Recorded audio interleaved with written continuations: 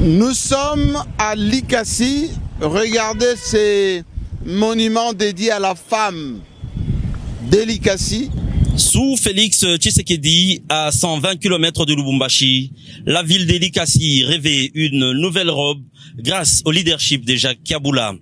Venu s'en rendre compte personnellement, Jean-Marie Kassamba y a fait le déplacement. Après un passage à la mairie pour présenter les civilités au maire de Likasi, le patron de l'espace 50 va descendre sur le terrain. C'est une ville montagneuse complètement métamorphosée grâce à des infrastructures routières remises à neuf. Conduit par le chef des brigades OVD Likasi Kambov, l'ingénieur Marc Nkouloumuleka, Jean-Marie Kassamba découvre que toutes les routes construites ici ont une sous-couche de fondation en moellon pour assurer la longévité des ouvrages. Le boulevard de l'Indépendance, long d'1,20 km, complètement réhabilité, avec 2 voies et l'éclairage public, en est un des exemples. Pour la fluidité du trafic en ville, toutes les avenues secondaires qui l'entourent sont également asphaltées. Jadis en délabrement très avancé, l'avenue de l'Indépendance a revêtu l'asphalte. Dès l'entrée du tunnel jusqu'à la paroisse Sacré-Cœur, c'est une route d'une très bonne qualité qui a été construite. Au croisement des avenues Lumumba, Sapin 1 et Kampumpi, Jean-Marie Kassamba est surpris agréablement par cette chaussée rigide en béton armé qui résiste aux charges des véhicules poids lourds.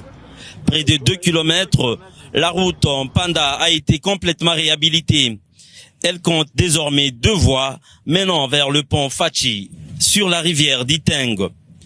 Long de 105 mètres, ces ponts peuvent supporter jusqu'à 120 tonnes, plus sécurisant que l'ancien pont datant de l'époque coloniale, juste à côté. Il permet une circulation sécurisée entre Likasi et Kambov, ouvrant une voie vers la Zambie. Au quartier Kinsunka, dans la commune Kikula, l'avenue Lufuma, longue de 2 km 600, est sortie des terres. Et pour la protéger des eaux de pluie, les caniveaux sont en train d'être construits. Même cas de l'avenue Lufira. Le boulevard Kamagnola est également en pleine réhabilitation. Une monocouche est déjà posée, attendant la couche de roulement. Les travaux d'assainissement avec la construction des caniveaux se poursuivent.